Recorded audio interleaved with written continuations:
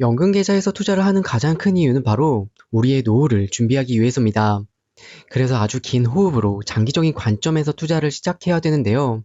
일단 저만 봐도 알 수가 있습니다.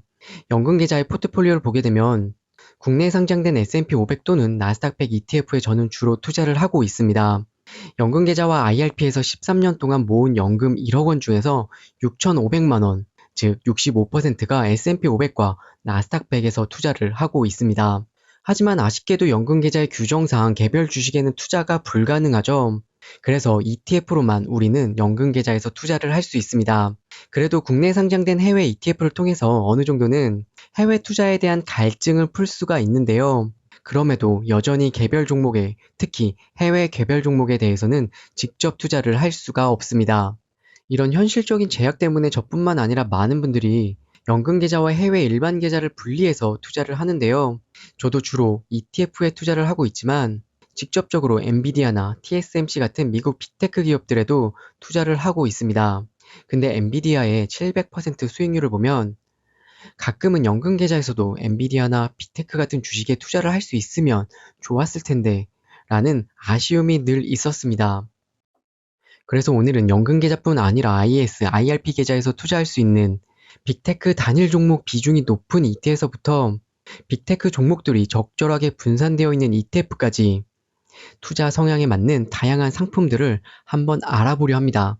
안녕하세요. 금융자산 10억이 목표인 와cen테크TV의 웃잔입니다. 오늘도 투자에 도움이 되는 정보를 지금 바로 얻어가세요. 좋아요와 구독 그리고 따뜻한 댓글 항상 감사합니다. 미국 대표 빅테크 기업 소위 M7이라고 있잖아요.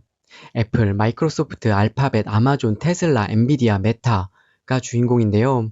저는 여기에 브로드컴까지 즐겨보고 있습니다. 특히 2020년 금리 인상기가 끝나자마자 AI 열풍과 함께 빅테크 기업들의 수익률이 정말 눈부시게 상승을 했습니다. 최근 1년 수익률만 보면 브로드컴이 무려 91.16%로 가장 높게 올랐습니다.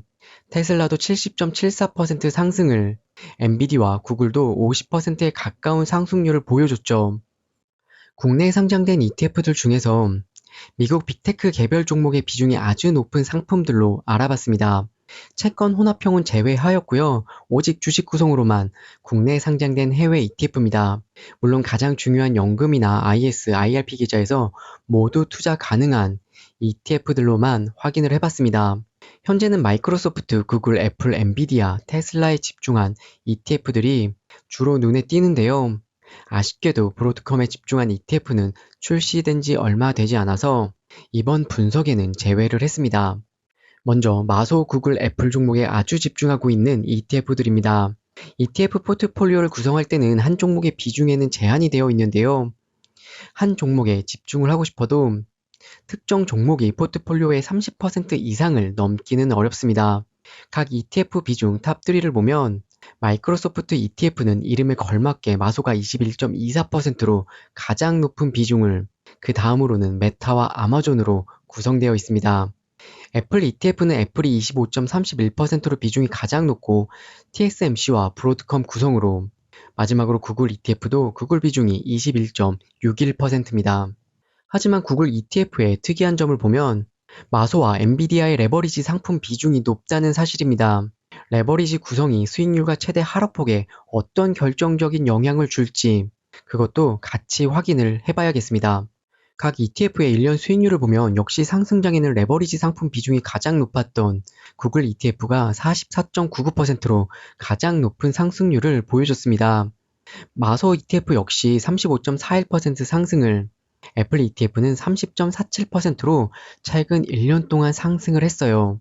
미국 개별 종목에 직접 투자했을 때와 국내에 상장된 개별 종목에 집중된 ETF에 투자했을 때의 수익률을 비교해보면 국내에 상장된 ETF의 수익률이 더 좋았습니다. 결국은 레버리지 효과가 수익률을 끌어올리는데 큰 영향을 주었다는 사실을 알 수가 있습니다. 그렇다면 이렇게 수익률이 높게 나왔으니까 국내에 상장된 개별 종목에 집중한 ETF에 우리는 투자를 해야 할까요? 결론부터 말씀드리면 두 가지 이유 때문에 조심을 하셔야 합니다. 영원한 상승도 영원한 하락도 없기 때문에 지금 같은 상승장일 때는 레버리지 상품에는 전혀 문제가 되지 않습니다. 하지만 레버리지 상품 비중이 높기 때문에 하락장에서는 주가가 무섭게 빠질 수가 있습니다. 최근 1년 동안 최대 하락폭인 MDD를 확인해보면 그 위험성을 확실하게 알 수가 있는데요. 구글이 고점 대비 가장 많이 하락했던 폭은 마이너스 29.35%지만 구글에 집중한 ETF는 무려 마이너스 45%나 고점 대비 하락을 했습니다. 다른 ETF들도 비슷한 상황인데요. 결국 레버리지가 수익을 키울 때는 정말 좋지만 하락장에서는 손실폭을 훨씬 더 크게 만든다는 점을 반드시 알고 투자를 해야 합니다. 또 다른 한 가지는 무시할 수 없는 부분, 바로 총 수수료인데요. 총 비용을 자세하게 보면 세 가지 ETF 모두 1%에 가까운 총 수수료를 내고 있습니다. 일반적으로 타이거 미국 S&P 500 ETF의 수수료가 0.1%임을 감안하면 산술적으로 10배나 차이가 나는데요. 장기 투자하는 연금 계좌에서 이 비용은 절대로 무시할 수 없는 수준입니다. 그래서 이런 ETF들은 연금 자산의 10% 정도만 투자하는 것이 큰 문제가 되지는 않겠지만 소중한 연금 자산을 투자하는 만큼 변동성을 줄이고 안정적인 운영을 하는 것이 저는 더 좋은 선택이라 생각합니다. 이제 서학개미 분들이 가장 사랑하는 종목 테슬라와 엔비디아 관련 ETF를 살펴보겠습니다. 인기가 워낙 높아서인지 에이스 외에도 코덱스와 라이지에서도 ETF 상품을 내놓았는데요. 다만 라이지 상품은 출시된 지 3개월 채 되지 않아서 이번 분석에는 제외를 했습니다. 에이스 테슬라 ETF는 각각의 테슬라 레버리지 상품을 담으면서 무려 34.85%라는 테슬라 레버리지 비율을 보여주고 있습니다. 여기에 테슬라 본주를 합산하게 되면 테슬라 관련 종목으로만 약 52%를 구성하게 되는데요. 하지만 레버리지 효과까지 더하게 됐을 때 실제 노출도는 80에서 90% 수준으로 올라가게 됩니다. 반면 코덱스 테슬라 밸류체인 ETF 경우를 보면 테슬라의 비중이 27.75%로 상대적으로 낮은데요. 탑3의 비중을 보면 엔비디아가 9.23%, LG 엔솔이 함께 구성되어 있습니다. 마지막으로 에이스 엔비디아 밸류체인 ETF를 보면 엔비디아가 22.19%를, 브로드컴이 8.02%, 그리고 역시 테슬라 레버리지 상품으로 구성되어 있습니다. 최근 1년 동안 수익률을 보면 역시 레버리지의 힘이 대단했던 것 같습니다. 레버리지 상품이 포함된 에이스 테슬라 밸류체인 ETF를 보면 1년 동안 무려 81.51%라는 엄청난 상승률을 보여줬는데요. 테슬라 본주의 상승세를 훨씬 더 뛰어넘는 수익률입니다. 반면에 레버리지 상품 구성이 없었던 코덱스 밸류체인 ETF는 1년 동안 39.77%의 상승을 기록했습니다. 확연히 차이가 나는 모습이죠.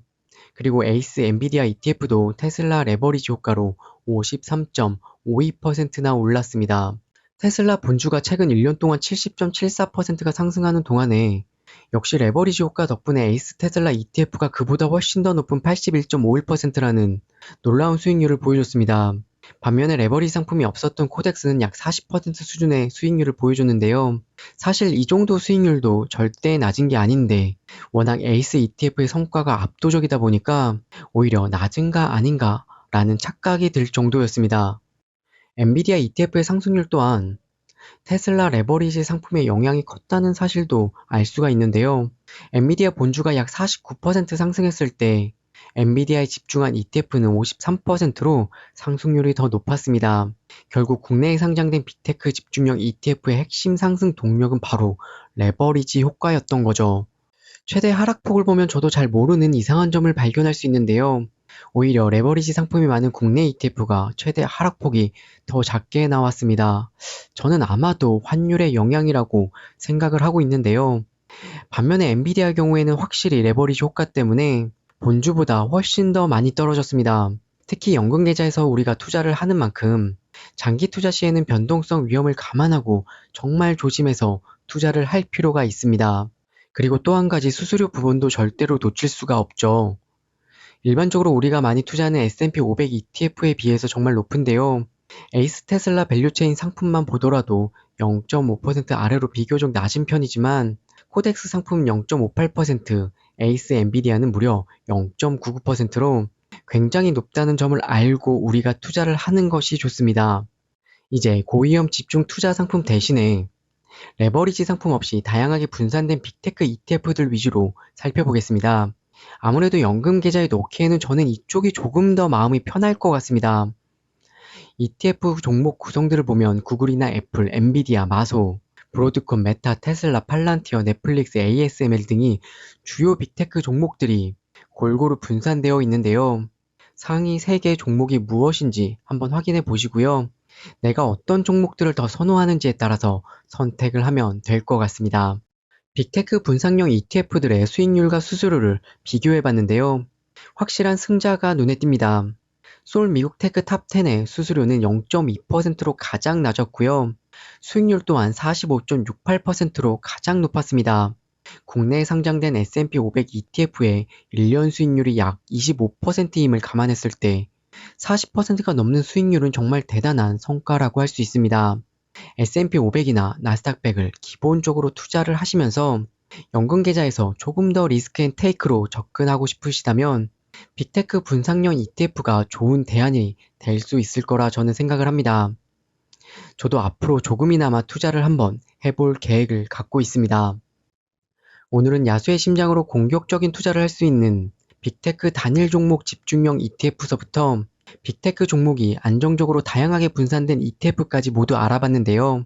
핵심 포트폴리오인 S&P 500과 나스닥 100을 베이스로 든든하게 가지고 가시면서 추가적으로 테마형 ETF를 통해서 수익률을 높이고 싶다면 오늘 소개해드린 ETF들도 충분히 좋은 선택지가 되지 않을까 싶네요. 오늘의 이야기가 도움이 되셨다면 좋아요와 구독 그리고 힘이 되는 따뜻한 댓글 부탁드릴게요. 오늘도 끝까지 시청해주셔서 정말 감사합니다.